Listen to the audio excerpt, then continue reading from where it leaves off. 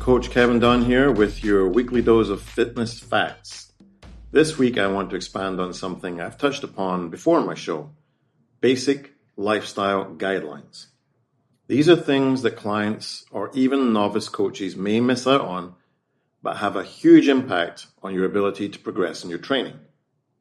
As I've discussed on the show a few times now, we can see training as an adaptation to applied stress.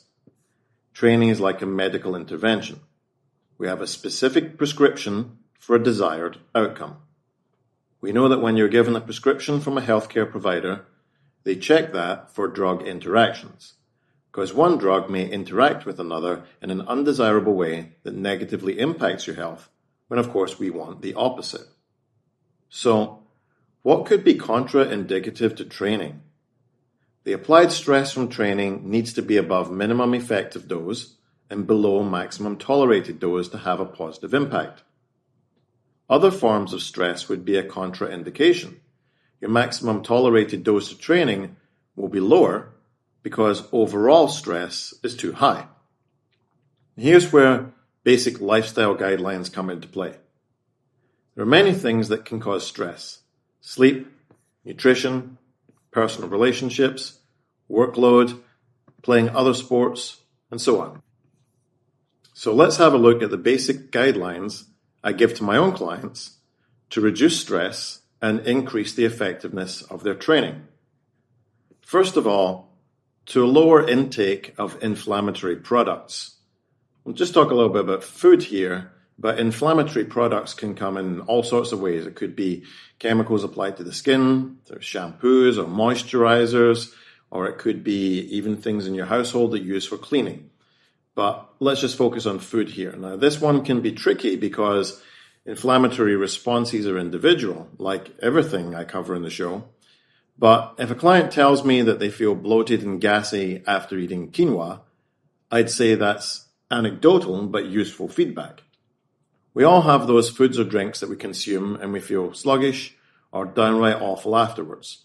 Perhaps we should steer clear of those in the absence of blood work for inflammatory foods, which I would incidentally recommend anyone to get just to remove the guesswork and the anecdote. Now, I usually find the most common triggers for inflammation across the general population are dairy and unfermented or soaked grains. Don't even get me started on alcohol. Doesn't mean that everyone should avoid dairy or grains, but that's the most common inflammatory responses I see in my clients. The next thing is to vary your protein intake. So I've talked on the show before about overall protein intake and creating a muscle protein synthesis overload event. And that's not what I mean here. So each protein type could be chicken, shellfish, beef, fish, all has a unique amino acid profile. Some are higher in some essential amino acids than others, and some have higher bioavailability. Eggs, for example, are the most bioavailable, but many people find them inflammatory. Oysters have the highest level of essential aminos, but you might not want to or be able to afford to eat them every day. So rotating your proteins is a great way to make sure you're exposing yourself to all the varying aminos.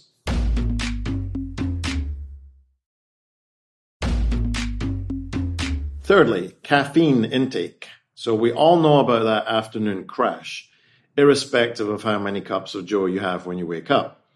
But varying the timing of your first cup of coffee can help avoid that and keep you feeling energized for longer.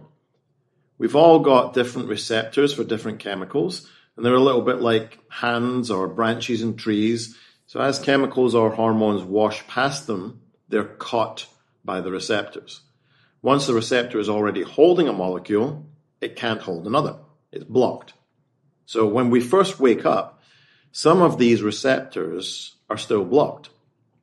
So we should wait 90 to 120 minutes after waking for our bodies to clear the receptors. If you wait, the caffeine will have a greater desired effect. Likewise, anything which we take in affects the system, and that has an elimination time before it's excreted. And this elimination time is measured in what we call half-life, which is the time a substance takes to reduce to half of its initial value. The half-life of caffeine is about 5 hours. So you would take about 10 hours to excrete the caffeine from your system. So all of a sudden, that coffee at 3 p.m. doesn't look so smart when you can't fall asleep at 9 p.m. Fourth, blue light exposure. Now, light is on an electromagnetic spectrum, and it ranges all the way from totally invisible gamma and UV rays, all the way through to blue, green, orange, and red visible light waves, all the way to the other end of the spectrum where we've got infrared and radio waves. Blue light is actually all around us, and it's emitted by the sun. Just like we have caffeine receptors, you also have conical receptors in the eye, which release different hormones in response to the different wavelengths of light which hit them throughout the day. So when the sun goes down, blue light obviously diminishes. And then we would produce melatonin, which is a hormone that helps to induce sleep. However, because the devices we're using in a home, such as cell phones, laptops, tablets, and television screens, they all emit blue light. So our eyes aren't telling our bodies, hey, melatonin time. So we end up with this natural process being eliminated. We can help this or aid this along by things like avoiding devices in the evening or wearing blue light blocking glasses. Now, science hasn't really confirmed if those really work, but personally, I do wear them in the evening and prescribe that for my clients because it's just not possible to say to people, okay, no TV after 4 p.m. The next thing is get yourself in a rhythm.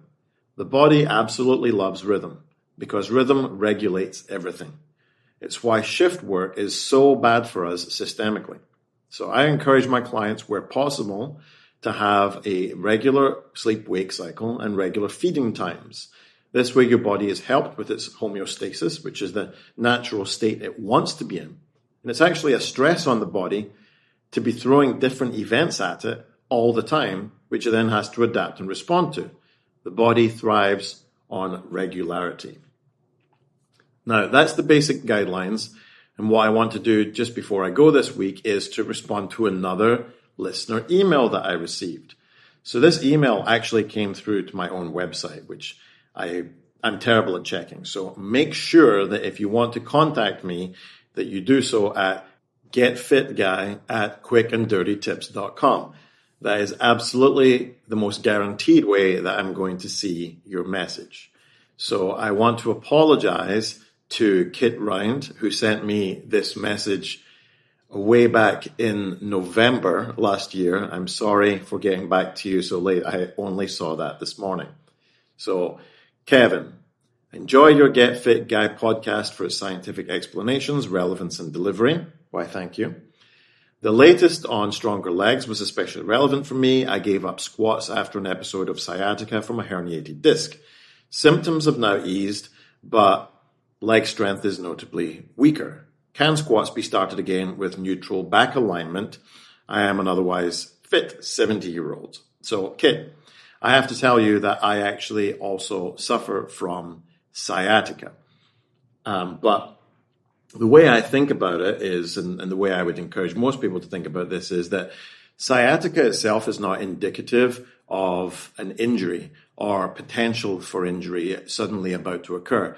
It's your nerve being trapped, as I'm sure you know. The disc is herniated out, popped out from in between the spinal or the vertebrae there, and it's just pressing upon the nerve. This is not indicative of any injury going to occur. So anything I would say to people with sciatica is you have to learn to separate the fact that this is painful from being this is injurious. They are not equal in this situation. So definitely I would say encourage everyone to continue to squat or deadlift even in the presence of sciatic nerve pain because it's not indicative of injury. Some healthcare providers are providing medications such as pregabalin or gabapentin to try and block the nerve signals, which are actually going from the nerve to the brain and signaling that pain response. So those are things that some people end up taking and enjoying for the fact that they're having pain relief. Personally, I've not gone down that route. What I do find is that lots of stretching helps. So there's this protocol which we could call nerve flossing, which sounds a little unusual, but it's really what we're doing is taking the nerve that's giving us the most pain and we're stretching it to its end range and then shortening it again, stretching it to its end range, and then shortening it again. So we're kind of pulling it backwards and forwards. And actually, studies have shown that this nerve flossing is incredibly useful. So if you're finding that you've got this sciatic pain down your leg, then obviously the protocol there would be to lengthen the musculature in the posterior aspect of the leg. So doing things like hamstring stretches, calf stretches, lower back stretches are going to lengthen that portion of the nerve, and then we're going to bring it back to a shortened position again. So just getting into a stretch and holding, and then relaxing out of it. Can squats be started again? Yes, I don't think they ever necessarily needed to stop if you had sciatica. Neutral back alignment is definitely something I would say that's admirable or encourageable in most general populations. Again, I wouldn't demonize having a non-neutral back position because we really can't say for sure in any studies that have been done that a non-neutral back caused any kind of deviation from normal health. What we could say more likely is that a lack of a bracing protocol was more injurious in that situation than having your back rounded slightly. But again, of course, I like to encourage a neutral back. Yes, absolutely, Kit. Get back to squatting. I would say if you've got sciatic pain, then obviously we're looking at something which is unilateral. So I would encourage you probably over and above doing squat, which we would consider to be a bilateral movement if we think about traditional squat, would be to go in and do unilateral squats or unilateral leg press or unilateral leg extensions. So this way we're kind of managing the load independently on each side and seeing how your pain response is. And make sure that you're always bracing, because I think that'll go a long way to alleviating the symptoms of the sciatica, more so than keeping a neutral back alignment. Thank you for your email. So there we have it. And remember, just in recap, that being fit and healthy has more to do with what you do in the 23 hours in a day that you aren't in the gym training. Of course, a training plan or style has an impact upon your goals and outcome.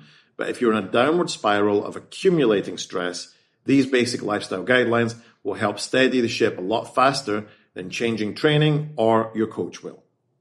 Get Fit Guy is a quick and dirty tips podcast.